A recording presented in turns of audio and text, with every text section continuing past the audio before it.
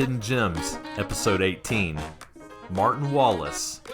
More than just choo-choo trains. Welcome to Hidden Gems, a board game podcast where we review unusual, forgotten, and underappreciated board games. We're your hosts. My name is Chris. I'm Jason. And I'm Cameron. Thanks for listening to our show. He's back, folks. I'm back! You're back. Back from baby duty. Oh yes, I'm back and I'm a dad. I was already a dad, but I'm still a dad. That's right. How's it feel, man? It's great. My son's name is Owen Cameron Timothy Lockey. He is, as of 5 weeks old, 13 pounds and 5 ounces. He's a big boy. Oh boy, yeah, He is a big guy. We just had his second pediatrician appointment today. He is doing very well, and he's very big. That's what the doc kept saying. He's just so big. I keep thinking he's a 3-month-old. Yeah, he's awesome, though. We can tell you've been around babies for a long time. Why? Because Cameron chose the episode title this time around and insisted that it be named Choo-Choo Trains. So It's like baby talk has just become second nature to me. I like the title, man. Like, It was getting stale around here. We need to mix it up a little bit. I like it. yeah. most unexpected moment of fatherhood so far. Most unexpected Something that you didn't moment? expect to encounter that you've encountered. Oh, man. So everyone told me that this was going to happen once my son was born, and just like, look out for it, and it's going to be funny. I think I know what you're going to say. The blowouts, man. Okay. Different end, but yes. Yeah, okay. it's only, well, that and the projectile vomiting. That's what I was referring to. Yeah. Because when I was over at your house the other night, he threw up all over your shirt for the third time that day. Yes, that's par for the course. That was a special day. I literally said, I'm wearing my fourth shirt, and while I was holding him and showing him off to my friends, he threw up on that shirt, and I had to go change again. But yeah, so just all of the things that come out of the child have been pretty surprising, but it's awesome. I love it. I was just talking to Casey before we came over here. I was like, God did something to humans by giving us babies. They're the only person in the world that can throw up on you, and you're just like, oh, you're so cute. Adorable. I love you anyway. Like, if anyone else vomited on you, you would be upset, right?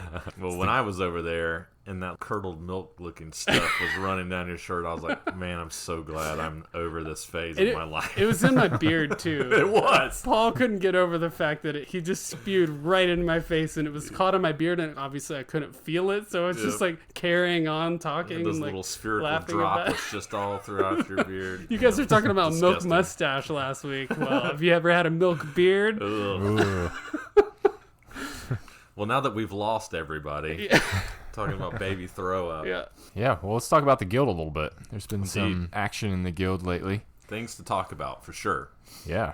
So first off, I just want to give a shout out again. We've done this in the past, but a shout out to Ghidorah, our honorary team member who's been doing an awesome job putting posts up for each of the games that we review in our episodes and giving people space to provide feedback. But we've been discussing it, and we actually have had another guild member, Andy Pymont, who graciously compiled a geek list for us of all the games that we've reviewed since the beginning of the show and our ratings with them.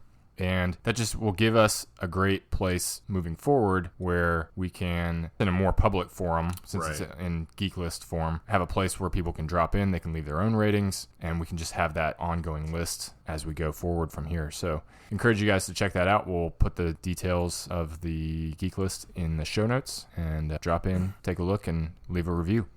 Yeah, for sure. Thanks to Andy for putting this together. He did a really excellent job on it. He put it together really quickly. And I think we're looking at it as a good opportunity. Like Jason said, I think Ghidorah's write-ups were fantastic. If you never got a chance to look at them, I think he did a better job summarizing the games than we ever did reviewing them, to be quite honest. He just had such a way of succinctly getting all of the important things that we talked about in our review in like a couple paragraphs. And the Giphies. And Giphies, pretty much everything. Just very entertaining to read.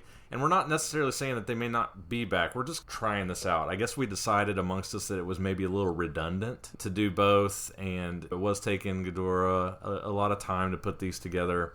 And so we're hoping, and this is where we're really calling out to you, our guild members, to jump in this geek list and contribute. Go on there, leave your thoughts on the game, and leave a rating using our 1 to 6 scale that we use, and get a discussion going there. It'll be a little bit of dialogue, and it'll be available to the BGG community as a resource for years to come. Yeah, and of course, if you just have like big dump that you want to drop into a post in the guild, Bill. like Bill, Yeah. you can still do that. That's what the guild's for, stir up the pot a little bit. Mm-hmm. Yeah, we'll still be using the guild for the latest news about the show, mailbag questions, all the normal stuff that we've been posting in there. And Ghidorah will still be an active member of the guild. But yeah, give us feedback. Let us know what you think. If you really loved the original guild posts, let us know. Yeah. Like Chris said, this is something we're trying out. We're not opposed to bringing it back for sure. And one more quick thing. If nothing else, if you could just thumb up that Geek list, that helps bring it up onto like the main pages of BGG where people might see it and know it even exists, and that might help people find out that we exist, because there are a lot of people that don't know that we exist. So if you could do that at the very least, we would appreciate it. Yep. So one other thing that's brand new, hot off the press for the guild, is that by suggestion of Ghidorah, actually, we are creating our own micro badge. So that was posted in the guild recently. It's a small thing, literally. But, I think it's pretty cool. We'll have our own micro badge in there, and I got to play with some pixel art. So give it a thumbs up in the peer review section if you think of it, but it should hopefully pass through the review process for BGG in the next couple of days, and grab it and throw it on your avatar if you think of it. So we need approval. Yeah, it's like a peer review process. They just want to know that somebody's looked at it other than me. Right. So I think as long as there's a couple of thumbs on there, they'll approve it. Got it. All right. Well, the only other thing going on in the guild is our Patreon. So, Cameron, you want to give some updates on Patreon? Yeah, so this is, of course, something that we introduced a while back. We've got a basic tier set up there on Patreon. I think the sponsorship rate is like $5 a month. What we'd really like to do with it is to have our community shape what form Patreon is going to take for us. We want to figure out how can we add to your experience with the Hidden Gems podcast while you're helping us out. Because obviously there are expenses associated with running a podcast. And so this would be your way to help us. And then we could also enhance your experience with the podcast, right? And so we're wanting to source ideas from you. We have some things that we want to do. We're making up some t-shirts that we may want to try to get available, and that could be part of Patreon. Maybe something like a guaranteed game review on the show for a higher tier, something like that, where we'll definitely review your game and we'll say, this is for so-and-so on Patreon. That could be you. But jump on that thread on the guild. Give us your thoughts, your ideas. We'd love that kind of feedback. That would really help us know what direction to take Patreon for you guys. Yeah, and be as creative as you would like to be. Spitball ideas. That's really what that post is for on BGG, is just to get ideas from the guild. Whatever you can think of that we haven't thought of that you think might be cool or add some value, put it on there. We reserve the right to not use it, because you never know what you're going to get from community recommendations. If it's something that involves embarrassing Chris, we will definitely use it. I'm down for that. I would do that. How do you feel about frosted tips? Dude, I could bring back frosted tips. You could. And I would do it if the price was right. So when I was in college, I used to frost my hair. And they all know this because they've seen my wedding picture. So I used to get my hair pulled through a cap, and she would dye my hair this really crazy like Joey white blonde with my mix-in of my dark brown hair. So obviously, in retrospect, I look quite ridiculous. Yeah. But I mean, it was the late 90s, early 2000s. That's what you did, right? Yeah. But now I just have naturally frosted tips because all my hair is gray. Yeah. Medical school and having 4 kids. Don't have to go to the hair salon anymore. But hey, if you'd like to be part of the diamond tier of Hidden Gems and want to see me frost my tips and me show that publicly, I'd be down with it. I'll bring it back. I would do it. So next up, we've got some questions to respond to from the mailbag. We do indeed. We haven't done mailbag in a while. Yeah. We need more questions, people. Hit us up. Yeah, so we actually have 3 questions from the same guy. Andrew Holton posted 3 questions recently in our thread. Also known as Solid Blade. That's a cool name. It is cool. I can never think of cool names to put on my avatars online. Yeah. It's just always like my name. It's a cool name. It is. So question number 1 is, what are some games you think every board game fan should try at least once? Mm-hmm. This is a tough question. There are a lot. I've got 2. I mean, you just went through a list of like 100, right? I did, yeah. So last episode, if you haven't checked it out, we went through Mike Selinker's 100 games that he feels like everyone should play at least once. Mm-hmm. And actually, one of my... You know what? Actually, both of these are on that list. Are they on the list? That was not intentional, but I guess I agree with them. I guess I'll share mine first since I'm talking. So number 1 for me would be Choo-Choo. That was on my list.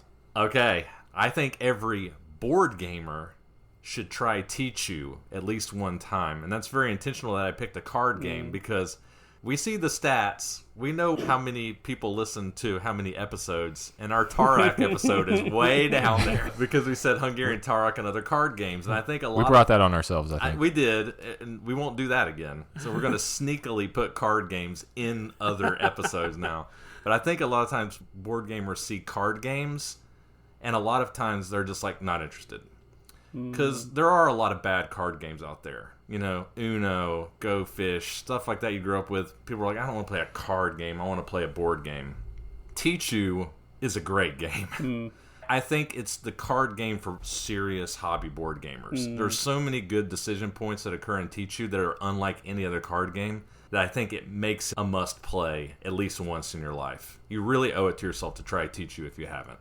Agreed. And so the other one that I think everybody should try at least once is, again, kind of tangential to board games, kind of like Choo-Choo is a card game, and that's Dungeons & Dragons. I think everybody should play D&D Jason at least once in their life. Yeah, I agree. Because I'm convinced, just based upon the success of TV and movies and books, we're a storytelling people. We like stories, right?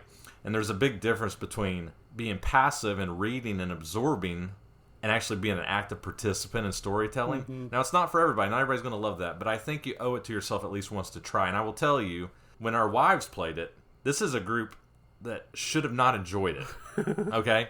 And Talia said, I didn't hate it, which is code for I liked it, but I won't actually admit that I liked it because I would never admit that I like Dungeons & Dragons. But I will tell you, all of them walked away from that night. You DM'd it, Cameron. Oh, yeah. They had a good time. Yeah. You should try it at least one time. Yeah, I will completely agree with that. When we were thinking about this question, I, for whatever reason, didn't think of that game, but I've probably invested more hours in Dungeons & Dragons than I've invested For sure you have. from end to end on actual board games. And I completely agree with what you said about being a storytelling people. So yeah, I would agree with that. My other one was this game Space Team. It's a cooperative kind of a party style game. It's very chaotic and loud. If you haven't heard of Space Team, you got to give it a try. You've got all these cards, objective cards, and you've got these space thing cards, like the Flux Elevator or something. They all have these bizarre names and these weird symbols. And your objective card says, in order to fix this, you need the Flux Elevator. And so you're yelling out to the rest of the table, I need the Flux Elevator! And the person with the Flux Elevator card in their hand has to pass that around the table, but everybody's doing that exact same thing at the same time. It's a simultaneous type of game. And once you can assemble the puzzle pieces that form the rocket ship, then you've completed the game and you're racing against time. It's absolute chaos, but it's really fun. Total chaos. There are expansions to the game that instead of the Flux Elevator, there are some risque named themed. We played this on your bachelor party. That's right. And it was probably one of my most memorable gaming experiences, not because the game was good, okay, but because these tools, quote unquote, that you need to fix your spaceship are very sexual, I guess. Suggestively shaped. Let's just put it that way, okay? Yes, so there are modifications that you can make to the game if you need it to be even more insane than it already is. So there you go, Space Team. Just give it a try once. You may not like cooperative games. You may not like simultaneous play games, but this is great for like a lake trip or something like that where you're just with a bunch of friends and you're all having a good time and not sitting down and concentrating on a board game, perhaps. Yeah, it's nuts. Cool. Yeah, so one that I would add, and I'd be curious you guys' thoughts on this. There were so many games that I could think of as part of this that are just like the quintessential pure games. Like Medici is a favorite that I've mentioned before. Yeah. Just like quintessential auction game, El Grande, old school quintessential area control game. But I was trying to think like games that you have to try at least once. It may not even be your favorite game experience, but something that you have to try. Yep. And one that came to mind for me was Twilight Imperium. This is just an epic space battle game. It's traditional 4X, but I don't know, this game has a storied history, right? And a lot of people who really love it, and it's epic. It's huge. It's not one of my favorite games, I will say, but I feel like it's the type of game that you need to try at least once if you're part of the board game hobby. It is a long game, and it is big and complex, but it has that epic feel to it that I feel like not a ton of other games capture. Yeah. So that was one that came to mind for me. It is an epic game. I remember I played it one time. How many times have you played it? I've played it 2 or 3 times. Oh, There were okay. some folks that I work with who were pretty into it, so Okay. they played it a few times. You But remember I know what this. game you're thinking I of. played it at Jeff Schaefer's house. And we were playing with the full complement of players. It took forever. He had it set up on a pool table. Oh my gosh. And we couldn't finish it. And so we ended up having to come back the next day or another day that weekend. And I can't remember what exactly it was, but Jason, it was hard for you to get back for some reason. I can't remember. Yeah, I drove like 40 minutes to get to Jeff's house, walked in the door, and you're knocked. like, so you've been eliminated. What? And he just sat there. He was effectively eliminated based on stuff that had happened. Thankfully, the game didn't last too long because I finished it out, Took home the dub. But I remember Jason sitting there in his chair just looking dejected that he drove all that way, and he was pretty much knocked out. So I'm glad to hear you've had a better experience with it since then. I have. It's not a game that I would play regularly, but it's an experience. It's an event game. It's like Mega Civ or like one of those other types of games. Yeah. Mega Civ sucks, by the way. Just throw that in since you said it. Yeah, I witnessed you play that one at a con one time, gosh, and I was very glad that I was not involved. And I've never been so miserable in a con in my life. Just stuck in a game for I ages. couldn't get out. Anyway, that's a story for another day. We'll talk about that later. All right. So next mailbag question, moving on. Do you have a guilty pleasure game? One that you don't think is good, but still enjoy playing? Cameron, why don't you take this one first? All right. So Space Team? the game that comes to mind for me, my close friends that I hang out with and sometimes go on these lake trips with, they're going to love this. Taco Cat Goat Cheese Pizza. It's another one of these ridiculous games that if in the right group, in the right setting, it's really dumb, but it's just fun and chaotic. And yeah, I think it's a guilty pleasure game. How can you not like a game that's named Taco Cat Taco Cat Goat Cheese Cheese Pizza? Taco Cat. I'm terrible at it. I don't think I've ever won, but also it's the sort of game that it really doesn't matter if you win. It just matters if you're having fun. And I think this fits that category. It's not a good game. It's just fun. Nice. Yeah, I had a hard time coming up with options for this question. The one that I finally settled on was Walk the Plank. Oh, So, Chris, I know you hate this game. This game sucks. And I'm not going to come out and say that it's a great game, but that's kind of the point of this question, right? But I will say that my kids love this game. Every time we play it, it's chaos. It's a programming game, very simple. You have pirates on a plank, and you're trying not to fall into the monster's mouth in the water, right? The plank gets longer, the plank gets shorter. Pirates run around like crazy. It's like Colt Express, if you've ever played that game, where you're playing cards and you don't know what's going to happen based on what other people do. And so you pick out a couple cards, and these pirates are just running around like maniacs and falling in the water, and it's funny, and my kids love it. So yeah, we've had good times with it, even though I wouldn't necessarily qualify it as a good game. I respect that. So I think for me, I came up with a few here. There's a genre that I think, in general, these games are more bad than they are good, and that would be trivia games. Personally, I like trivia games. I've always enjoyed things like Trivial Pursuit, even since I was a kid, but they're very much like a either you love it or you hate it kind of thing, and there are much more people that hate it than love it. I totally get that.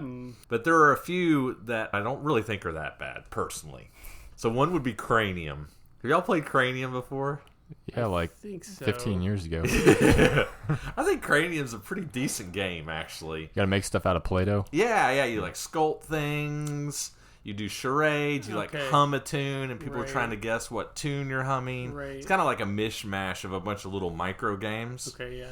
But it's fun, and it's got a trivia component in it as well, which actually is probably the weakest part of the game, to be quite honest. But Yeah. I really don't think Cranium is that bad of a game, Sure. to be quite honest. It's not. I think I remember playing it and being like, yeah, normally I absolutely just hate trivia games because I'm terrible at trivia. Even if I know stuff, I can't just like yank it out of my brain.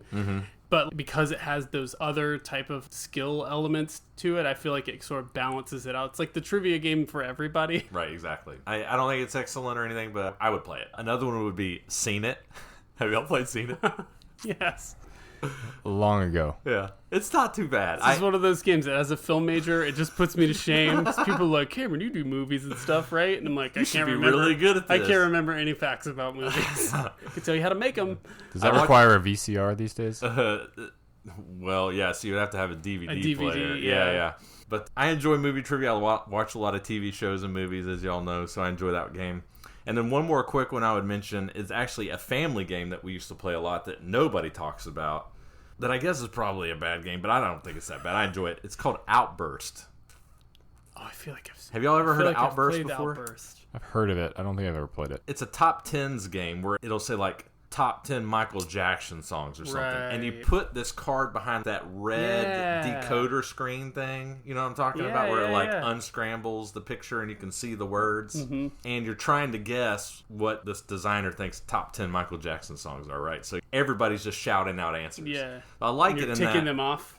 And you're ticking them off. Yeah. You We played used to it. play that, Yeah. So it's fun because I feel like it's a trivia game where you don't have to know the one right answer. You just have to know a answer. Mm-hmm. And everybody can usually get a couple, right? It's a fun game. I enjoy Outburst, so those would be my 3. All right. Well, one last question.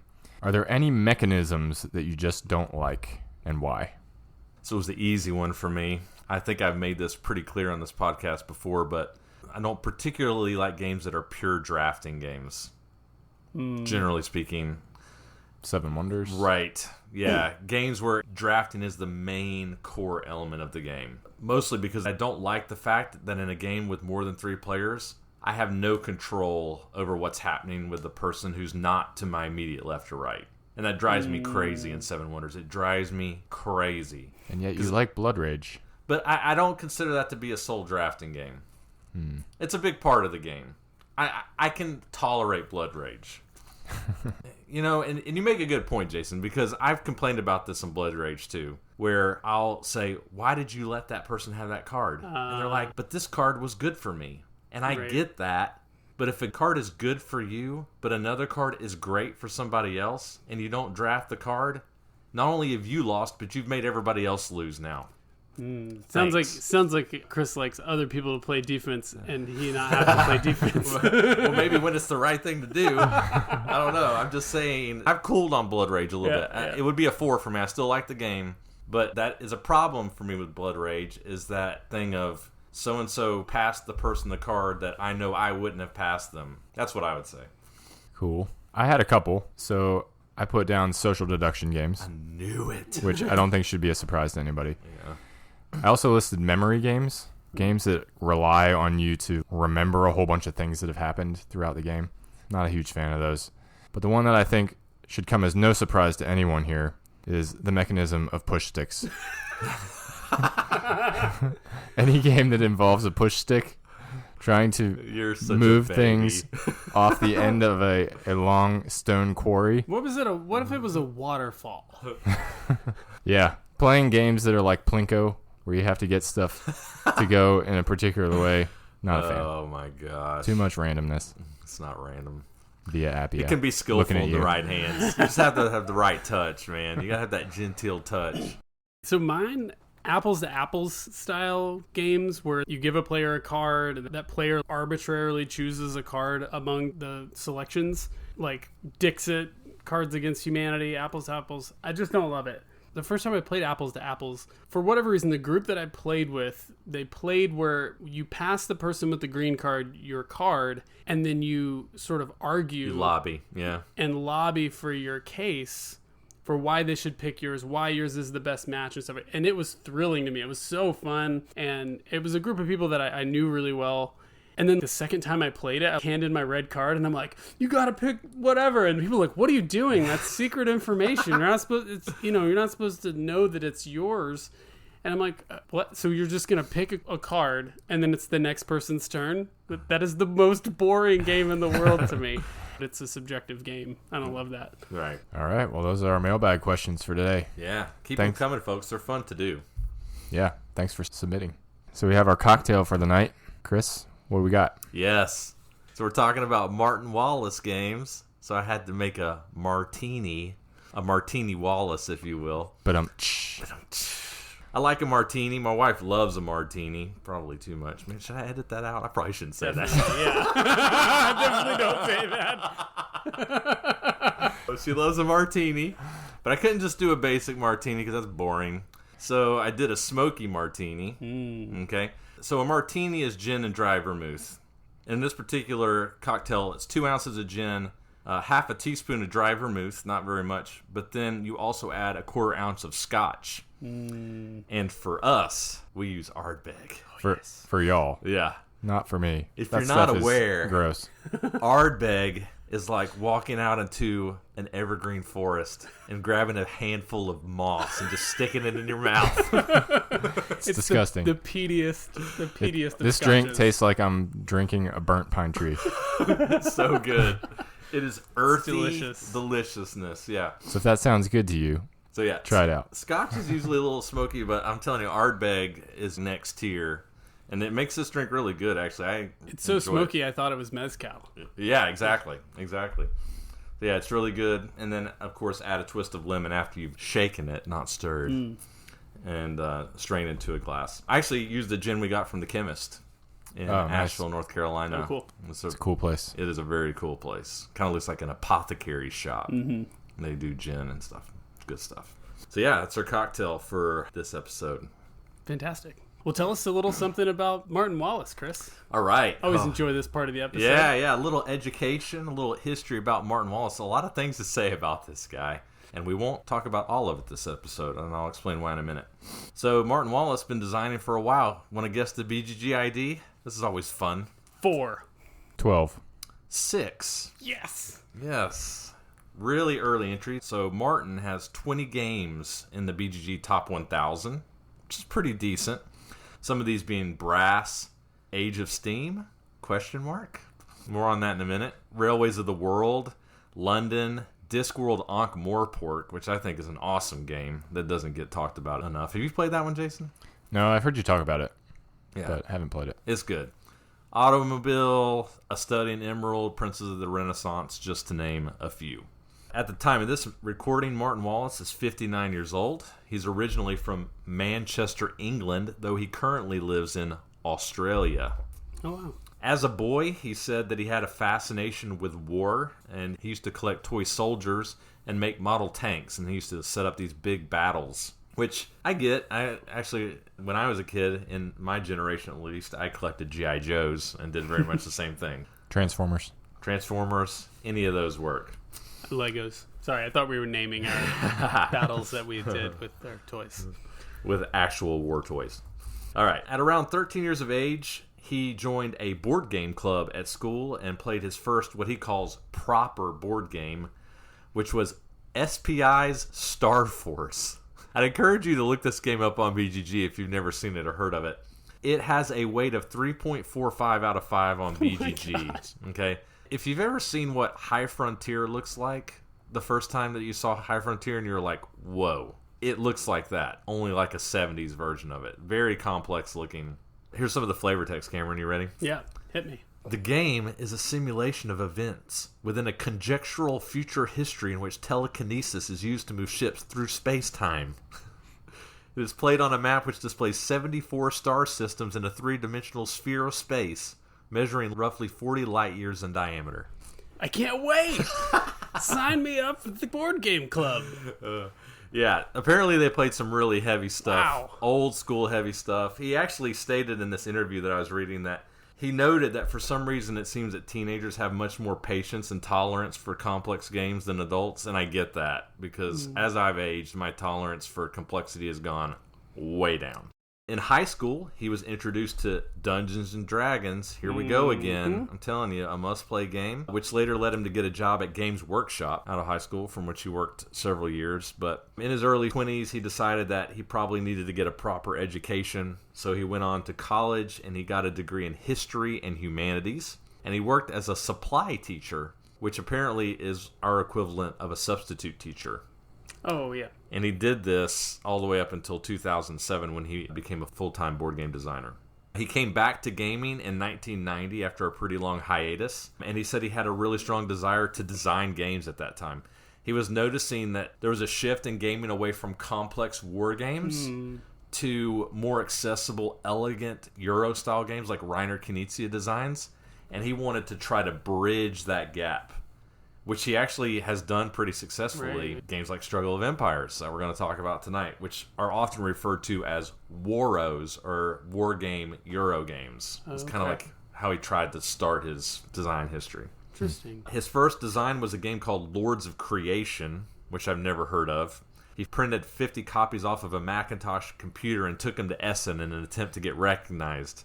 And he said took him around 3 to 4 years, and finally he got some interest, and he joined forces with his partner James Hamilton and funded his company Warfrog Games, which later became Tree Frog Games.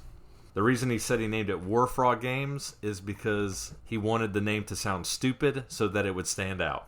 That's amazing. I mean, frankly, I think Warfrog sounds way cooler than Tree Frog. Yeah, well, so he changed it from Warfrog to Tree Frog because, he loves war games, but he wanted it to sound less combative. So apparently that was a deterrent in Europe, particularly Germany. Mm-hmm. They didn't like the confrontational sound of the name, so he switched it from Warfrog to Tree Frog. Sense. Especially if not every game is a battle game. Exactly. Not just a war game designer. So one more thing I'll say about Martin. Well, two things. One, his career has been embroiled in controversy. Really? Particularly around his design of Age of Steam. Yep. Specifically in regards to his relationship with John Borer. Now, I'm not going to get into that, and I know probably some of you really would like me to, because it's pretty much the closest thing that we have to a soap opera within board games. But I'm saving it because we're going to do an episode on John Borer in a couple of episodes, and we'll talk about it then. Okay. So I'll save it till then. Cool. But I would say that, and the fact that he, based on things he said in interviews that I read, seems to dislike Kickstarter quite a bit.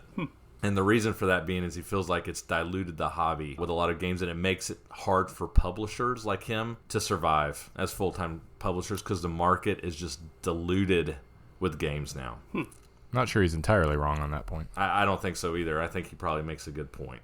Just some final rapid-fire things about him. His favorite games that are not his own designs: Terra Mystica, Concordia, Breakout Normandy, A House Divided, and Imperial.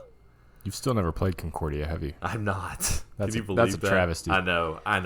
Don't tell our listeners that. You're dropping my cred. I'll get to it. No, I probably won't now that we're doing this podcast. I don't know think about it, but it's not a hidden gem. Favorite designer, Francis Tresham, designer of 18XX games and Advanced Civ. Not surprising there. A game of his that he considers to be a hidden gem would be A Study in Emerald. We should review that on this podcast. And then things he enjoys in his spare time, squash. Oh, sick. Not the food. Yeah, the game, not the vegetable, right? Yeah. It's a great game. I don't know anything about squash. I've never actually played squash. It's like but racquetball, it's basically just right? different rules for racquetball. Yeah. But I enjoy racquetball. I love racquetball. I took it in college. Had a good time. So did I. It's a good game. It is a good game. All right. Well, that's it on Martin Wallace. Very cool. Well done. Well, let's get into the games. Let's do it. You are an ambitious and resourceful Italian merchant during the glory days of northern Italy. You seek new markets for your goods in the growing towns and cities. Using new, undiscovered trade routes, you build a trading network to settlements large and small. Naturally, you strive to reach the markets in large cities, for they are more valuable than those in small villages. Of course, no business truly profits in the face of dangerous competition. You are wise to create markets in towns with few rival merchants. The fewer competitors you face, the richer are your profits. These goals will guide you as you build a network of trade routes designed to make you the dominant merchant prince, the king of La Strada. It's good to have you back, man. It's the epic movie trailer style, you know? It is good to have you back. I'm so glad. We had to do so many flavor texts without you. I'm so glad I don't have to do that anymore. We even had to resort to doing a Dior commercial.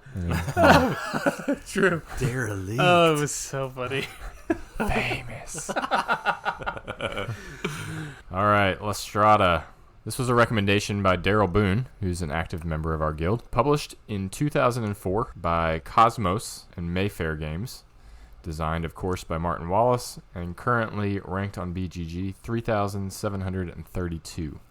So in La Strada, players are attempting to connect their workshop to a bunch of surrounding settlements on a large hexagon-shaped board of hexes. Hexagon-shaped board of hexes. A hex of hexes.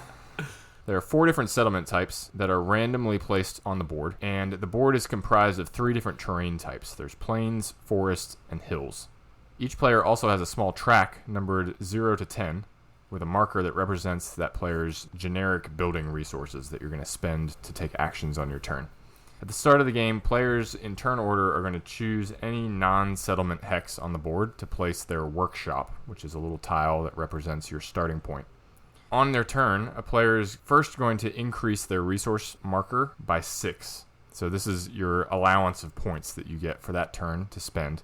If you don't spend all 6 of those points, they carry over to your next turn, and you can build up a reserve of these points. Yep. There's only one action you can do in this game. It's pretty simple. You lay tiles on the board to create roads to connect your workshop in a network style to the various settlements that are out there on the board. To do this, the cost in action points or resources is determined by the type of the terrain of the hex that you're placing on. So a plains hex costs 2 resources, a forest hex costs 3 resources, and a hills hex. It's the weirdest way to say that. A Hills hex. Plains hex. A plain hex? That doesn't sound right either. A plains Oh, my word. It's a space. Can I dump out my chocolate-covered raisins real quick since you're floundering? Have you ever had these Kirkland brand chocolate-covered raisins, Cameron? Hey, You like Kirkland? do you like khakis? Have you ever had these Kirkland khakis before? I'm sorry, Jason. Go ahead. The inside joke. No, I was thinking of the... You think the moon is made of green cheese? If the moon were made of barbecue spare ribs, would you eat it? Heck, I know I would. I'd ask for seconds. Toss it on down with a tall, cool Budweiser. I've totally lost my train of thought. All right. Hexes. Plain Plains hexes. All right. So the cost in action points to place tiles out on the board depends on the terrain type of the hex that you're placing in. So a plains space costs 2 resources, a forest space costs 3 resources, and a hill space costs 4 resources. It's also important to note that you can only lay a route as long as it completes a connection either between your workshop and another settlement or between a settlement that you've already connected into and another settlement on the board. So you're forming a web out from your initial workshop placement. No hangers allowed. No hangers allowed. That's right. So anytime a player connects to a settlement, they'll place one of their wooden cubes on top of that settlement. And this is not limited to 1 player per settlement. As many players are in the game can place a single cube onto a settlement, and that's important for scoring, which we'll get to in a second. The game will end as soon as any player is unable to take a valid turn. So that could be because you've run out of cubes, or you've run out of the appropriate types of tiles, because the tiles match the terrain types as well. So if you run out of forest tiles and you really need to place a forest tile, that could end the game as well. Or you might just be blocked out. You might just not have any places that you can go because you've been blocked by other tiles that have already been placed. Yep. That's pretty much the whole game. So to score the game, each type of settlement, there's 4 different types of settlements. Each type has a different tiered structure for how many points each settlement will be worth, and this is based on the number of players who have placed a cube on that settlement. So if you are the only player to have placed a cube on a settlement, it's worth the most amount of points. If 2 players have placed there, it's worth slightly less points, and so on. So you tally up the points for each of your cubes that you have on the board, and the player with the most points wins. That's pretty much how you play Strada. So, like we've found in other games, this game is pretty simple. I don't really have a great leading question for it. So, what were your guys' thoughts as you played this game? It's pretty straightforward. There's only one action you can take. Not much to it. Yeah. What did you guys think about it? Yeah, I think along those lines of the simplicity of it, there's only one thing that you can do. And I like that what that forces you to do is make decisions about priority, right? Every time it's your turn, it's like, yeah, I want to go there. Yeah, I want to go there. But you have to choose which one is more important. And if you don't choose which one is more important to your overall game, you can get painted into a corner. I like that it's like you have to choose what's most important. Yeah, and I think along those same lines, you have a really tough decision here of trying to go for the juicy targets versus trying to pick up the not as juicy targets, but those juicier or But those not as juicy targets are not as juicy one more time. Is it juicy? Tell he hates that word. Unbelievable. Unbelievable. So juicy. It's juicy. Now you screwed me up. All right. The juicy. Dang it. The less attractive targets. The locations that don't score as many points are not as attractive to other players. And so it's more likely that you can fence off that location and be the only one there. If you're the only one in that location, that's good for you from a point scoring perspective, right? Like even a hamlet, which isn't worth a lot of points, if I'm the only one scoring it and nobody else is, that's net positive for me, right? And I think a lot of this game is trying to figure out where can I actually gain points. It's a tough decision between, do I go for the cities because they are worth a lot of points, but I know I'm going to be fighting everybody else for them and it's going to be hard to lock other people out, or do I try to go for these weaker targets and maybe I can lock them down and be the only person that scores them? Yeah, I got a definite Terra Nova vibe playing this game. Just in terms of the fact that when you're laying these roads, this is not 18xx. There's no upgrading tiles and crossing over other players' routes or whatnot. If a hex goes down, that hex is blocked. You can't cross through there. The only way to cross over another player's route is to connect through these settlements that are on the board. And so it gave that very like Terra Nova feel of you're dropping things in the hexes and blocking off whole areas. And it's difficult to do, but you can start to sort of sequester off an area where, well, I'm the only person who's going to be able to get to these settlements now. So I enjoyed that part of it. As you go along, you start to realize, especially if you are the first person to get to one location or another, especially if it's one of those juicier ones, that you start to go, all right, where could I build next? How can I keep him from being able to cross this path? And I've found a couple times where I was able to make a choice that was expensive for me, but it kept you away from my city. And it usually is expensive, right? To go out of your way to make a route that isn't efficient, quote unquote, or maybe not the easiest way to do it, but it hinders your opponents from getting into an area so that they can't share those points with you. And I think that's really the key to winning this game, is figuring out how to lay your roads in such a way to where you or maybe only one other person can score that spot, and you do that as many times as possible. That's the fun of the game. That's what I was always thinking in this game. Not necessarily how do I touch as many points as possible, and maybe that is a strategy at some player counts, but I was more interested in figuring out how to keep other people out of areas that I had been to. You look for those opportunities. Maybe you can't, or maybe it would be too expensive to just completely block someone off, but maybe you can pin them in where it's like if you're going to go for it, it's going to cost you 8. You're going to have to go through a forest and a hill to get to the place that you need to go. So that's another way to do it too, without necessarily completely cutting someone off.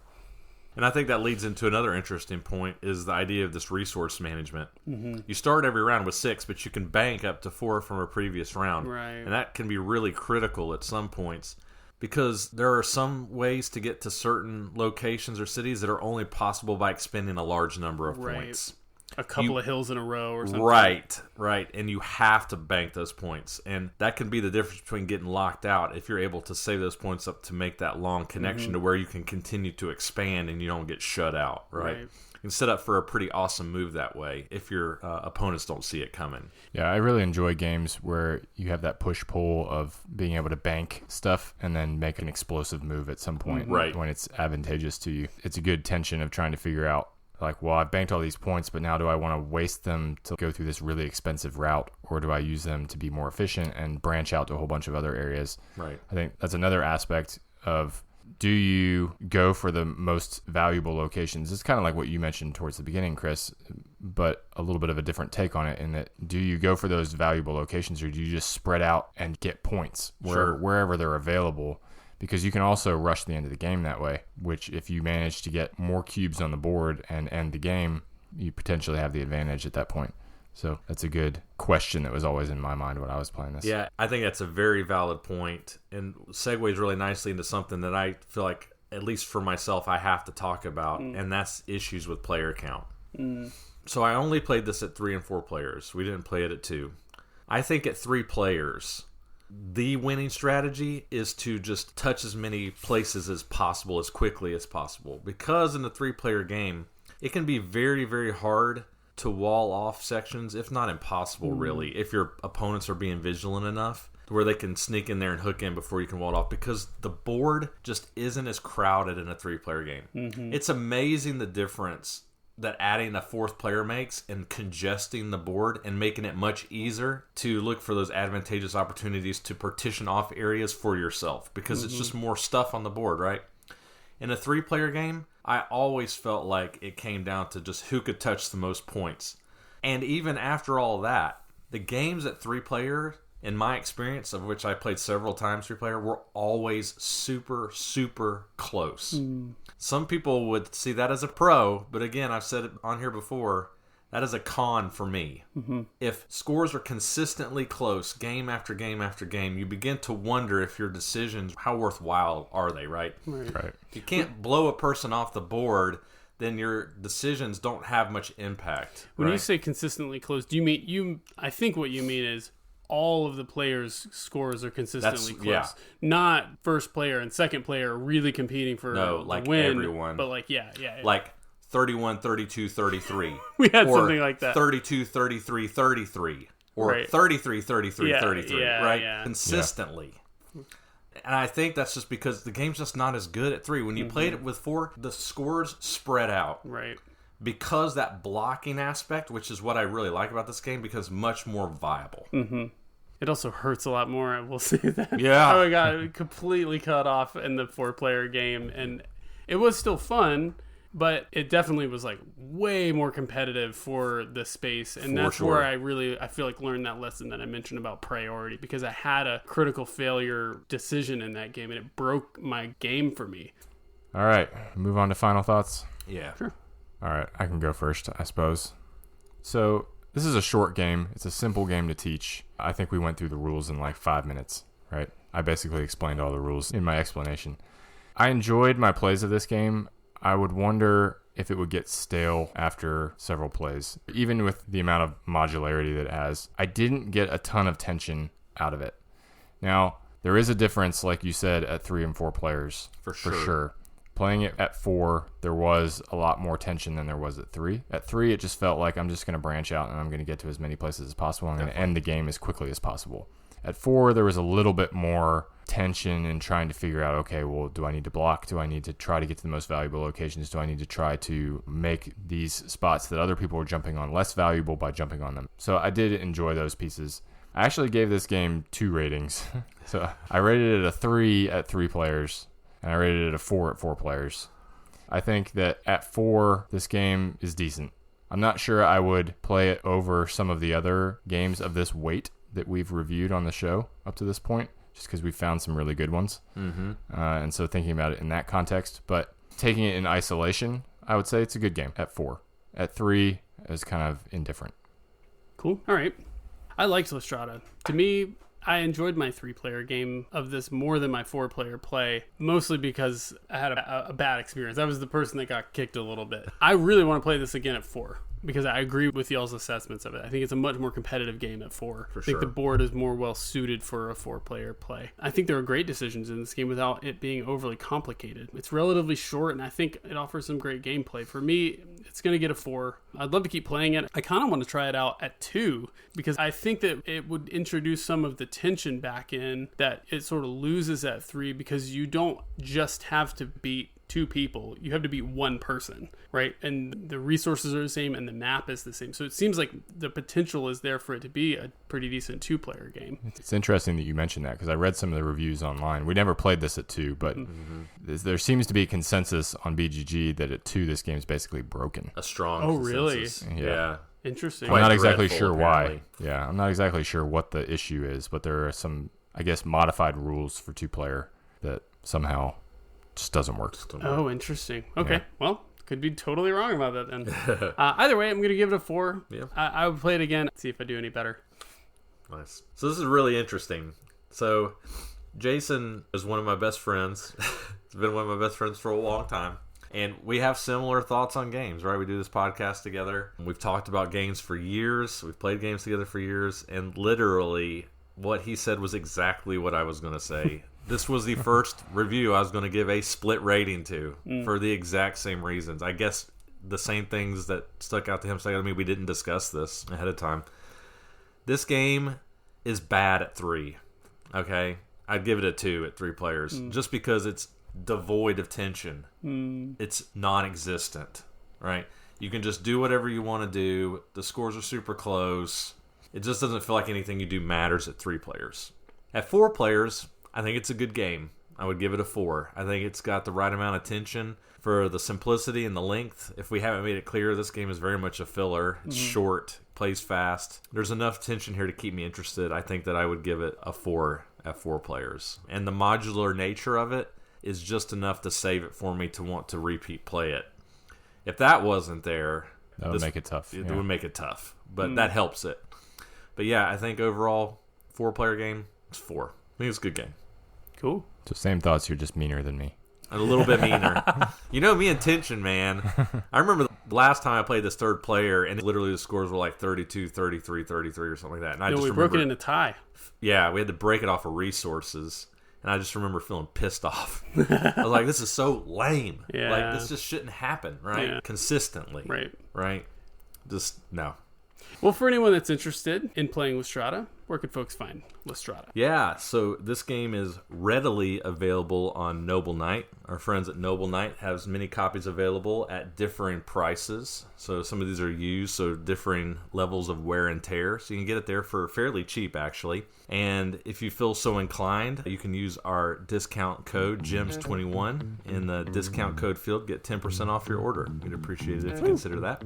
Also available on BGG, 24 copies. Pretty available there as well. All right. Well, those are our thoughts on Strada.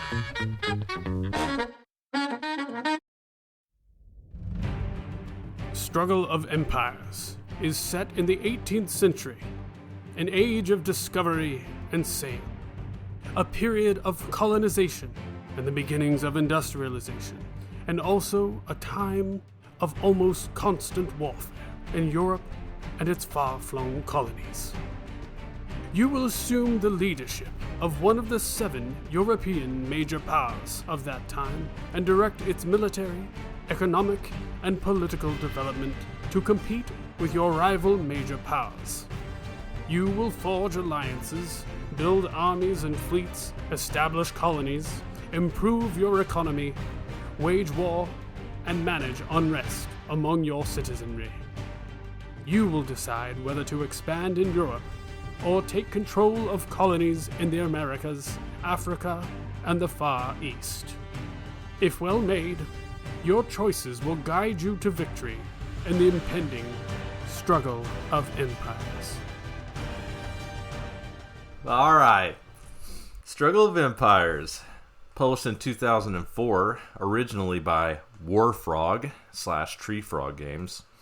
Most recently reprinted in a beautiful deluxe edition by Eagle Griffin Games. At the time of this recording, its BGG ranking is 514. What? 514, you say? Wow. Yeah. Yeah. Well, as you know from Lord of the Rings: The Confrontation, we're no strangers to the top 500 at this point. But I felt pretty strongly about reviewing this one. I originally wasn't going to, but to be totally honest, I've been quite shocked and surprised at how little buzz this reprint by Eagle Griffin Games has gotten. It just is not talked about. Game is rarely talked about or reviewed these days, even after such a beautiful production, so felt inclined to do it. And this game is really the definition of forgotten, to be quite honest. As mentioned, designer Martin Wallace. How do we hear about this one? Well, I've had my eye on this game for quite a long time. I have a pretty big affinity for Martin Wallace games in general, and this is a game that I saw sitting on the shelf for a really long time. But the original printing of Struggle of Empires looks pretty darn beigey as well, like Strada. It is not a looker, let me tell you, on the shelf. And the appeal of the gameplay was just not enough to overcome the look of it, to be quite honest. But when Eagle Griffin reprinted it in this newer version, I picked it up at that point. All right. Rule summary for Struggle of Empires. Summary. Good luck. Okay.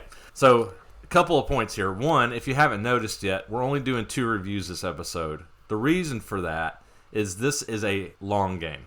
Okay?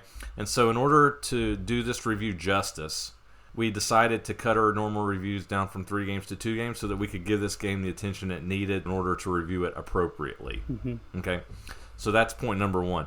Point number 2, this rules explanation is in no way comprehensive. Okay? This is just to give you an idea of what's going on in the game, okay? So, disclaimer, they never are comprehensive, but this one especially will not be. Especially so. Don't get your friends together to play this game and be like, we're just going to listen to Chris explain it on the podcast. Yeah, you'll have no clue what's going on. There's a lot of rules here. We'll take a little bit to go through. I'm just going to hit the high points, and then hopefully we'll fill in some of the rules gaps as we talk about pertinent points during the review, okay? All right. So in short, Struggle of Empires is a game of imperial warfare and colonization on a worldwide scale. The players take control of one of 7 European powers and vie for control of victory point scoring territories, either within Europe or within the colonies lying outside of Europe. Players score victory points by showing the most control within a region by way of number of control markers. If a player has the most control markers in a territory, they score the first place amount of points for that territory. The player with the second most control markers scores the second place value for points. Ties are friendly in this game, so if 2 players tie for second or first place points in a territory, they are both awarded the full amount for that territory. Points are not divided or shared. Alright, so now that you understand a little bit about scoring, let's talk about how the game is structured.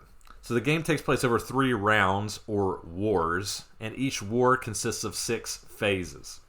In Phase 1, a set number of neutral region markers are pulled randomly from a bag and distributed within their designated territories on the board. These neutral region markers can be attacked just like player control markers, and if defeated, result in the attacking player placing a control marker in that territory. So it's important to note that in addition to attacking the other players, you can attack these neutral markers as well. In Phase 2, the Grand Alliances for the current war are set. There are 2 Grand Alliances each war, and each player will be in one of those alliances. These alliances are important because if someone is in your alliance for the current war, they cannot attack you, and you cannot attack them. You can only attack people that aren't allied with you or the neutral region markers. One other very important point about alliances is that your current allies may aid you in your attacks against other players if the price is right. Ergo, if you are willing to pay their bribes. The alliances are set by way of a standard English-style auction. The active player will take 2 different player colors and assign them both to opposing alliances, and then they will assign a bid to that proposal. Players can either pass if they are okay with this proposal, or if they don't like the current proposal, they can raise the bid and then change the composition of the 2 players within the 2 alliances. If the proposal passes all the way around the table, those 2 players are then locked into those 2 opposing alliances. One other thing that's very important to note here is that the earlier you are placed into an alliance, the earlier you fall within the turn order for that round. So that's something you should consider as well. While we're talking about auctions, I'll talk about money. So bids are paid for with money. It's important to note that while money tends to be very tight in this game, you always have access to cash to pay for things. And that's because you can always tax your citizenry.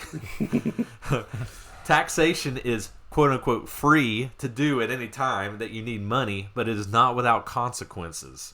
Every taxation event will earn you $2, but you will also be forced to pull an unrest token out of something that we refer to as the sad bag. Unrest tokens are numbered 1, 2, or 0, with the overwhelming majority being of value 1. Unrest matters because at the end of the game, if you have 20 or more unrest, you just lose the game outright immediately. In addition, whoever has the most unrest below 20 loses 7 points off their final score, and whoever has the second most unrest loses 4 points off their score. Phase 3 is the meat of the game, and this is the player's actions. Each player will get a total of 2 actions, 5 times in turn order for the current war, for a total of 10 actions each war. Some of the available actions include building units, such as soldiers or ships, at the cost of 1 population per unit, moving your units all over the board, claiming tiles that give you different kinds of benefits over the course of the game, and attacking. It's important to note that when a player attacks another player, they are attacking one of their control markers in that territory. If their attack is successful, they remove the defender's control marker and replace it with a control marker of their color. Now, let's consider a very simple example of land combat. First, Players will add up all of their troops in an area, and to that they will add any bonuses they receive for the combat, such as winning the preceding naval battle, having an army training advantage token, or having a local alliance. The players can potentially add more to this base attack or defense value by enlisting the aid of their allies if their allies have troops in that territory. However, players are not forced to aid their allies and may agree only if the attacker or defender agrees to pay some sort of bribe. Once all of this is set and we have final base values, the dice are rolled. The attacker and defender both roll a pair of dice, and they will take the difference between the two rolled values and add this to their base value. Whoever has a higher result wins the combat. The loser must then lose a military unit, and whenever a military unit is destroyed in this game, you must also draw an unrest token out of the sad bag. In addition, if either player rolled a 7, which is the highest probability roll with 2 dice, they will also lose a combat unit, regardless of whether they won or lost the battle. Alright, now that's out of the way, the rest of the round is basically cleanup. First, the players will calculate income and expenses to see if they are positive or negative money-wise for the current round. If you don't make enough money to cover your expenses, you'll have to take unrest. Players will then calculate victory points for the 11 different territories, and then markers and tiles get refreshed for the next war. And that is generally how you play Struggle of Empires. You did it! Good job. Woo! Wow. Deep breath. And that was abbreviated. Oh, yeah. Yeah. I think you hit Yeah, everything. that might actually even be a little longer than we usually do on rules, but Sure. I feel like if I didn't at least cover all those points, Yeah. there would be too much missing Yeah. from the discussion. So Yeah, you went more in depth than I thought you would. You didn't describe all the tiles Oh, gosh, that, yeah. Are available. And there's a lot. There's a lot of tiles, a lot of other... the player aid for this thing is overwhelming Yes. almost. I probably didn't describe 6 other actions you can take on your turn. Yeah, true. It's just, a lot. All right, so as I mentioned at the beginning of this review, this is a deluxe reprint of a classic war game that has a very epic scope to it, right? I guess to start the conversation, I would ask you, how did you feel about this production? Do you feel like it captured that epic worldwide conflict scale? How did you feel about the production? Did it feel deluxe? Did you have any issues with the production? How did you feel about it in general? I thought the production was great. When you introduced us to this game or told us that we were going to do it for this episode, I looked it up on BGG and was not impressed by what I saw from the original copy. Yeah, I think they did it really well. I think they captured that colonial feeling to the board. The map is the size of your table, which is a pro and a con, I suppose. Yeah, I mean, it definitely feels epic when you're playing it. All the pieces, all the components are really nice. They have, screen printed meeples and all that stuff. It's your standard Eagle Griffin high value production. So I think they definitely made a huge improvement over the original. Yeah, I would definitely agree. Everything is really clear on this game for a game that it's complex, right? And when a game is complex, it's really important that the iconography and the graphics on the board are really clear. And I definitely feel like you get that. And I think as well, it's not like Risk where you have cannons and all those other things, but you do have ships and your soldiers that represent your armies. And particularly the ships look pretty cool. Yeah. It's sitting off the coast of South America and whatever. So I definitely feel like if we're talking about the reprint production aspect of it, that it's really, really well done. Yeah, I agree with y'all. I think they did a great job. Once you're mid-game in this game, it looks cool on the table. There were a few times I just kind of sat back and looked at it and just admired it. Like, you wish you had one of those little long push sticks like generals. Pushing them around. Yeah. Once all the boats are in the oceans and stuff really starts to populate the board, I could see how if a person was walking by this at a convention or something, they would just stop and look at it. Looks cool. Yeah. The unrest tokens are like poker chips. They have this clinky feel. The cardboard stick. It's all great. I will say one thing, though.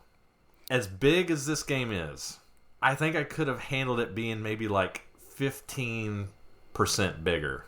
Really? And the reason why is because there's so much stuff on the board, it can be very easy just to not see something.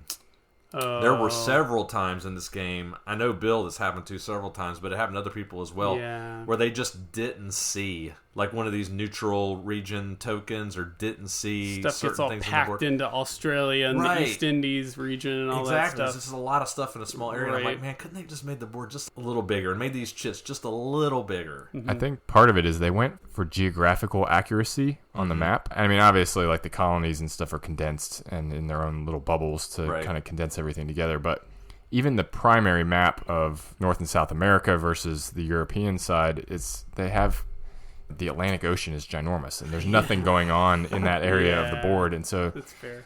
While it looks cool because it's geographically accurate, if they had made the regions just a little bit bigger, it would have given more space. Because you get a lot of units and a lot of control markers and stuff crammed into these smaller territories that are just geographically smaller. It gets really difficult to see what's going on. Right. So much happens in that central part of Europe, and those are the really high-scoring regions, and you can see how stuff would get really packed into those small countries. Epic game for sure. Beautiful production. One of the things that I wanted to ask you guys about was the alliances. And I think this is one of the things that really makes this game stand out, is that phase 2 where you're setting sides. Love this. Yeah. And I know you do, and I'm going to kick it over to you. So how did you feel about how the alliances were handled in the composition, and then how much they mattered in the gameplay? Yeah, I've played other games where you do similar types of negotiation and alliance type stuff, like unofficial alliances. And for whatever reason, I feel like they tend to just be sort of tacked on to the side. It's like, oh, we're going to agree to play nice this round. We'll work together, maybe we won't. And it doesn't feel like it's at the core of the gameplay. It's like, oh yeah, we'll do that part of the game and then we'll get on with the real game. This game, the alliances matter so much. Absolutely critical. It's crucial. Yeah. Because if you are in territories where you need to gain ground and you're there with people that you're allied with, you're not going anywhere in that territory because you can't attack those people. And the cost of moving troops around the board and the cost of deploying more troops to the board is so high in this game that you really have to be paying attention to where you are and what you're trying to accomplish on the board, and make sure that those alliances are set up in an advantageous way. And then on the flip side of that, you're also playing defense, right? If you're in an area where you know someone has the ability to overtake you, and you ensure that you're allied with them, then that's crucial too, right? Because you can ensure that you're safe in that area, right? Yeah, I really enjoyed this because it's expensive too. The amount of tension around those decisions at the very beginning of this very long war round, right? Where I'm like, I might have to spend half of my income just to make sure I'm on the right side of this war. Right, which really matters, yeah. Yeah, it's a great decision. I liked it. I totally agree with you. In the most recent game that I played of this, in the very final war, I got so concerned about being on the same side as Bill because I could see he was eyeballing my territories, and I knew he was going to attack me, so I spent a lot of time and effort to ally with him, and I was able to make that happen. But I lost sight of the fact that everybody on the other side of the line was in the German states with me. The most valuable territory on the board. And I wasn't thinking about the German states because I had a strong presence there. But the thing about allies is you can have a super strong presence in an area and forts and a lot of defense, but if everybody in there is allied together and you're not allied with them, they can just team up on you and destroy you, which is what happened to me. I dropped from number 1 and what happened in World War II. Right. I went from first place in that region to no presence in the last war because there was nothing I could do, and I knew it was coming. That's how important allies are. You can't just hole up in an area if there are people allied against you in that territory, because they can team up on you and really make a difference. Yeah, I agree. And I definitely feel like in my plays of it, of course, I was sitting next to Loris, who's like very good at this type of game, and he was really aggressively bidding to control the alignment of the allies. And I was like, geez, I'm going to scoot by with my money because I'm not going to vote for that. But then I started to realize later on, after I had gotten behind, like, oh, it's actually really, really important that you make sure that Ben can't just come and attack you and take all your stuff. Right. Yeah, I think it really matters. And one other thing I'll say about allies is I like the fact that they're not forced to ally with you, and they can bribe you for money. And money is not trivial in this game. Like I said, you always have access to money, but gathering money by taking unrest is not without consequences. I've experienced this firsthand in this game. And you have a tough decision. Do I pay this person that's extorting me to get help from them? But at the same time, because of the way combat is structured in this game, I'm sure we'll talk more about combat in a minute, but the battles tend to be very close. And so just having that extra +1 or +2 from your allies can absolutely make a difference between you winning and losing. And so sometimes you feel like you kind of have to. But see, your allies know that. So they're like, well, I'll help you if you'll give me 2 or 3 coins. And you're like, dang it, you know? It's just good decisions. Because it costs 2 coins just to initiate a battle in the first place. Right. Yeah. Waging war is expensive. It is. Yeah, that was going to be my next point. What did you guys think about the economy of this game? Because, like you said, war is expensive, right? It's expensive to get troops out onto the board because it's actions. It's expensive. It costs 2 coins, which in this game is a lot, just to initiate a battle that you might lose. And then you have that whole thing, which you mentioned it, but kind of went through it pretty fast. You have this reckoning at the end of every war where you have to balance out your troops that are deployed versus your income. Right. And we'll talk about this later, but it's so thematic, and I love how this works. And we'll come back to that. But basically, troops that are still on the board cost you money. Right. So maintaining control costs you money. And the only thing that offsets that is your population. And I found that balance to be really tricky. Yeah. So I'm curious what you guys thought about it. And not to mention, when you create troops, you lose population because you're drafting them out of your population into your military, which decreases your income, right? Yep. Yeah, I think that this mechanism solves a problem that I have with a lot of war games like this, like Axis and Allies or games like it, is invariably what happens, at least in the times I've played it, is people will turtle and they'll build up these massive fleets, like 3 battleships and all these tanks and planes, and then they'll just move in these huge forces, right? This game works against you in not being able to amass these huge armies because it's expensive, right? Every unit you have out on the board is costing you money, and if you're not profitable at the end of the war, you have to take unrest, which hurts you, right? I love that. Every time you add a unit to the board, you have to think about it. And I thought that the way he designed this just fixed that so well. Now, that's not to say you can't amass a large army in a single location, but again, he counteracts that by the way that points are scored. It benefits you to be more spread out and be in a lot of areas, right? So if you're just got one big force in a single area, you're not going to win. Like, you kind of need to be spread out. So he solves that issue of this big glob of military might slowly creeping across the board that I hate in these kind of games. It prevents you from branching out too far too, right? Yes. I started doing this in one of the games that we played. I was like, I'm just going to jump in and get second place everywhere. And I was like, well, now I have 12 troops on the board and I can't afford to pay them all. And there's no way to take troops off the board. That's another important thing to mention. Unless they die, which gives you unrest. Yeah. They don't come back. Yep. And I think this is sort of on the subject of the economy, but I kind of want to open up the can of what I really want to talk about. Let's go. Which is the theme. and the thing that I was thinking about is I love the fact that it costs you to move guys across the ocean in the form of the dice that you have to roll. Right? So you pay your population to make a guy, and then you're like, great, I'm going to move him across an ocean to, say, like North America or whatever. And then you have to roll the die because you cross the dotted line, the sea travel which die represents the sea travel. Yeah. And maybe he dies. Right. That's expensive, right? There's risk everywhere in this game in terms of spending your actions to make a guy, and then maybe you lose him. Once again, it's just pummeling you with expense. Right. And theme. And theme. And I think the theme of that, okay, you got to send a guy across the ocean and it's going to be risky and you might lose everything or it might cost you more or whatever. That sort of thing is riddled throughout this game. It is. No, I like that. I think it is a really good point. The theme does come across really well here. And I'm glad you mentioned the naval movement die. This is a question I wanted to ask y'all. So obviously games like this, games like Risk, World, Area Control, war type games, dice rolling is just a part of it, right? And in games like this, the dice can feel random and unlucky and frustrating at times.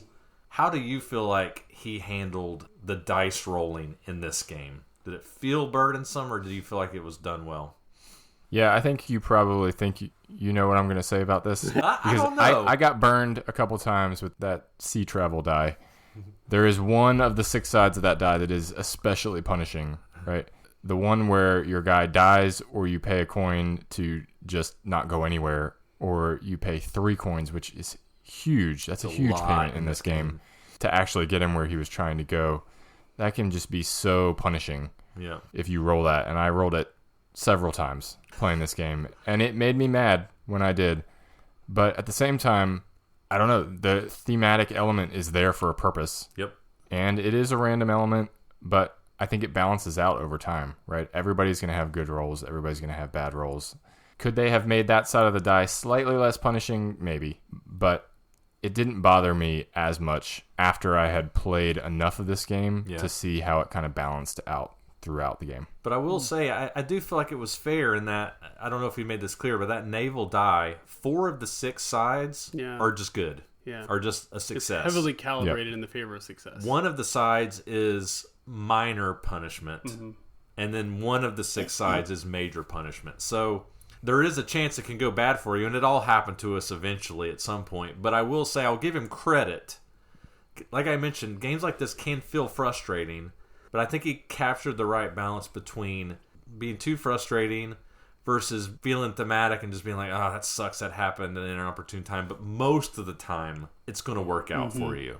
Yeah, I liked that part about it. Yeah, so we've pretty well covered the naval sort of navigation die. But you asked about dice in general in this game and thinking about the battle dice and risk and so forth. And I thought about this because I think it does still tie into the subject of theme.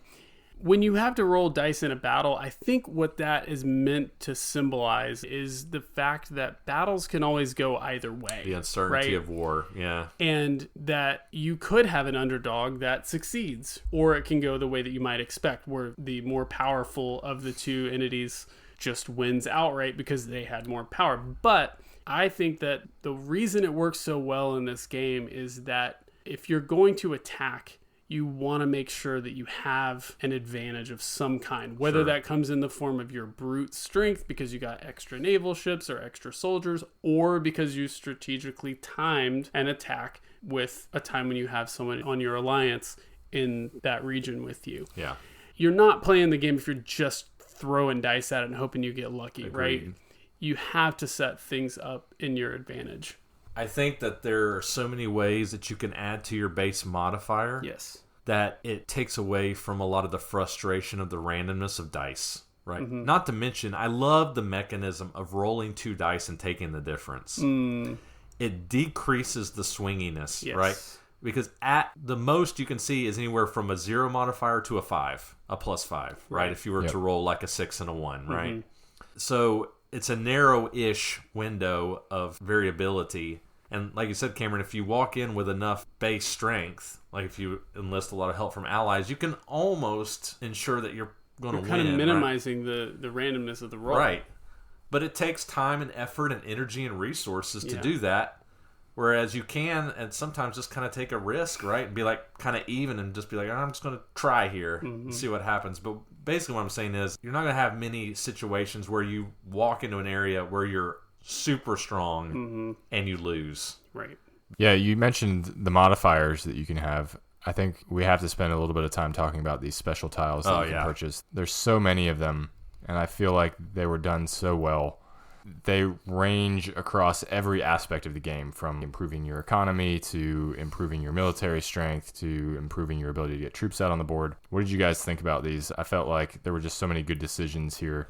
Some of them are free, but they're limited in quantity. Others cost a lot, but anybody can get them. What did you guys think about those? Yeah, I think these are the thing that really take this game to the next level from a war game standpoint. And this kind of harkens back to what I was saying about Martin Wallace, the designer. A lot of people call these games Waros. Like I said, it's a war game, but with these Euro-y elements. And I think these tiles are the Euro-y elements, right?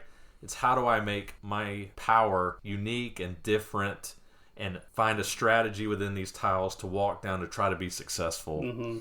And I loved that in this game. It gave you direction. You could find paths to victory within that, but not without expense. Again, walking that line between what am I willing to pay, how much in rest am I willing to take. Some of these tiles are like 8 coins. Yeah, it can be expensive. Yeah. Powerful in the right situation. I love that part of it. Yeah, I thought there was a great range of paths that you can go down with this, and I really enjoyed trying to explore that. So a lot of good things about this game. Were there any things that y'all didn't particularly love about it? I think the one thing that stood out to me about this game was its length. This is not a short game. I think you have to be prepared for that. Yes. And go into it expecting this is like an 18xx length game. Yep. that I'm about to play. But I think that factors into some of that epicness that we talked about, right? It's hard to feel like a game is truly epic when it only takes 30 minutes, right? And so it's a blessing and a curse of games like this. I think that in the right circumstances, that doesn't bother me, right? Yeah. But it can be AP prone where people are sitting there for 10, 15 minutes trying to figure out what to do on their turn, right? So you just have to be aware of that. Yeah, I think the length of the game definitely, I think, is its biggest con. Obviously, the best thing about games is sharing them with new people. So if you're constantly bringing in new people to check out this awesome game, it only takes an hour and 20 minutes to learn how to play. Then we can get around and play it, and maybe you'll get home before 2 a.m. Like, I just feel like that can be a roadblock for some people. Sure. It is for me, right? For me too. I would play far fewer games if every time I came to game night it was, do you want to play a 5.5 hour long game that's going to take an hour to teach? It can be a roadblock for some folks. Yeah, I agree with both y'all's thoughts on the length. We're getting old. I mean, it's just hard to play games like this. We're not in our 20s anymore. It's hard to find this kind of time. The game is an event, right? This is a game you will prepare for, right? You put it in the schedule. We're playing it on this day, right? Because it's such a big game. But a lot of people are attracted to that, and it is very grandiose. It evokes these epic feelings, but you just have to know it is long. One other thing I think it's important to note, and this isn't necessarily a con for me, and this is probably obvious, but there's a thing added to this game that I think people should know about. The game is confrontational, okay? Mm-hmm. Well, obviously, right? It's a war game, right? But it's a pretty talkative one, okay? So it's one thing for somebody just to attack you and take your stuff. It's another thing for somebody to say, I'm going to attack you and take your stuff, and hey, will you help me, and will you help me, and hey, will you attack this person over here, and making deals, like a diplomacy type thing. Yep. That might be a step too far for some people. Not only that, but you can commit to helping someone, just like in diplomacy, and then choose not to. Which I don't think we actually ever saw that happen. We didn't. I guess we were just playing nice, but... Yeah, depends on your group, but yeah... Promises are not binding, and I'm sure a lot of people play that way, and you just have to be aware of that, because I could see that could make some people go ballistic. Right? Yeah. So just need to know that. And you don't want to get a reputation. Right. All right, well, let's move on to final thoughts. Chris, kick us off this time. So if I haven't made it clear already, this game is epic. I mean, it really is. This is just one of those games that you sit down and you're like, man, what an experience. It evokes feelings of Twilight Imperium, War of the Ring, things like that if you played them. Just seeing tons of dudes all over a map, lots of pieces everywhere. It's neat in that regard. I enjoyed the game a lot. I think it's a great game. As much as I enjoyed it, how often am I going to play this game, right? That's something I have to consider for myself in my own personal review. Not a lot. This is a game I could see maybe like once a year, like on my birthday or something. You know, when I have extra time to play games. It's that kind of game. If you have more margin in your life, you'll get it to the table more. But I know for me, it's not realistic for me to play it a whole lot because it is so long. But having said all that, I think the gameplay is excellent. I enjoyed it a lot. This game is easily a 5 for me. I don't think it could ever be a 6 for me just because of the length and just how involved it is for me personally. But I think it's excellent. I think for a lot of people, this would be a 6 kind of game. And if this sounds at all appealing to you, what we've been talking about, you owe it to yourself to try it. Especially if you like these area control war games. You would like it. I feel pretty confident. It's worth playing.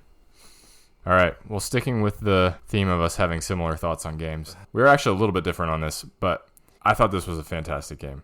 This is one of the most thematic Waro, I guess is what you called it, type war games that I've ever played. It's epic. It is long, but I actually gave this game a 6. Ooh. I really, really enjoyed this game. See that. Now that's said with the caveat that I agree with you. I don't think I would play this game more than once a year, and it would have to be something that I mentally prepared for, right? But I was thinking about it from the perspective of not looking at it from would I get my money's worth out of playing this game enough times, right? Because I don't even own it. You own it. And I probably will never own it because you own it. So looking at it purely as the game in isolation, I thought this game was fantastic. Yeah, it's great. And I really enjoyed it. If I had to have a go-to war game that was on this scale, I would look to this game. I can't think of a better one. Yeah. So for me, this one was a 6. Awesome. Wow. Very cool. Got a 6 in this episode. All right. Well, it's games like Struggle of Empires that I think show the flaws in our single number rating system. When I was thinking about this game, I wanted to go down the bullet points and be like, a number for this element, a number for that element. Yeah.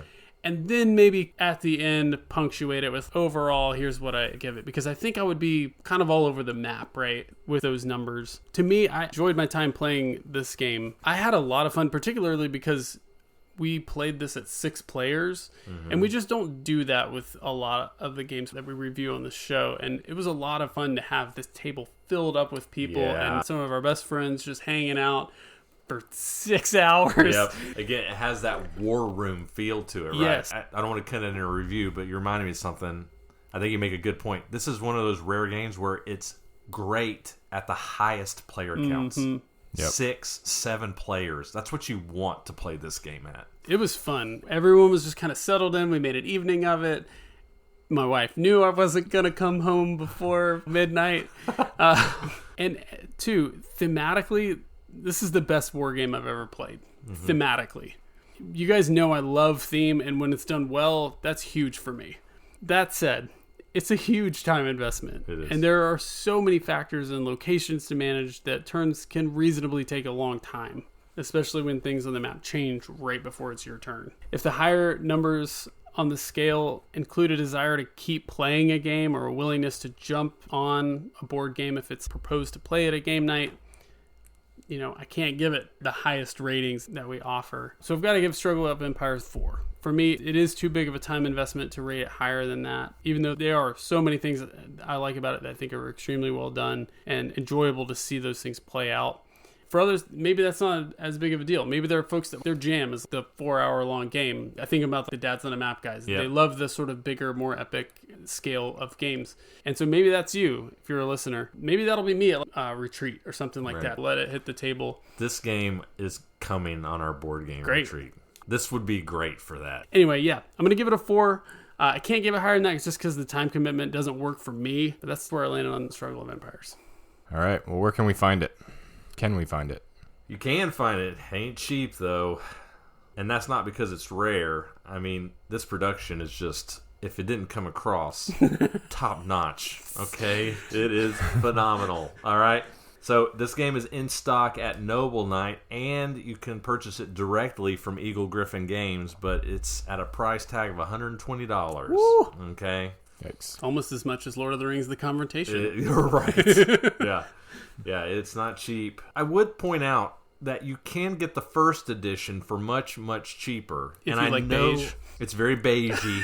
I know that there are some rules differences between the two, but I think they're pretty close to the same. But I will say I think this one's a little more streamlined and it looks much better. So if that matters to you, you might want to pay a little bit more, but it's not cheap. There's 56 copies on BGG as well, but most of them are selling for round about MSRP, maybe a little bit less. You might be able to get a little cheaper on there. Cool. Well, those are our final thoughts on Struggle of Empires. Well, thank you for joining us on this Martin Wallace featured episode of Hidden Gems. If you like what we're doing here, please remember it's a huge help for us if you'd leave us a rating, review on your podcast platform of choice. Follow us on our various social media platforms. We're particularly active on Instagram. Check out our BGG Guild or our Geek list if you want to interact with us or share a game that you think is a hidden gem or leave your review of one of these games. And if you're so inclined, please consider supporting the show over at patreon.com/hiddengemspodcast. And until next time, I'm your host, Cameron. This is Chris. And I'm Jason. Thanks for listening. This episode of Hidden Gems, number 18, was recorded in Raleigh, North Carolina on October 11, 2021. Join us again in 2 weeks for our Halloween Spectacular, where we will be talking about our favorite Halloween traditions and memories, and we'll be reviewing a trio of spooky games recommended to us by our listeners. Hidden Gems is produced and edited by Chris Alley, Cameron Lockey, and Jason Yanchuleff. Our Board Game Geek Guild is monitored and managed by honorary Hidden Gems team member Ghidorah. Our show's logo was illustrated by designer and artist Katelyn Nieto. Check out her work on Instagram at @itsKatelyn Nieto. We would love to hear from you. Feel free to join the discussion on our many social media accounts. You can find us on Facebook at Hidden Gems Board Game Podcast, Instagram at hiddengems.podcast, and Twitter at Hidden Gems Board. Disagree with one of our reviews? Have something you want to say about one of the games we discussed today? You can also make your voice heard on our Board Game Geek Guild at BoardGameGeek.com, Guild number 3874. Once again, thank you for joining us on Hidden Gems, and until next time, fellow gem seekers, enjoy your games and enjoy your search. Hidden Gems is produced and edited by Chris Alley, Cameron Lockey, and Jason. Oh no! I really wanted to do it. I really wanted to say Yanchuleff. No, you did. I did. On purpose, though. And then I was like, no, you can't make jokes right now. This is the credits. Okay, I'll try again.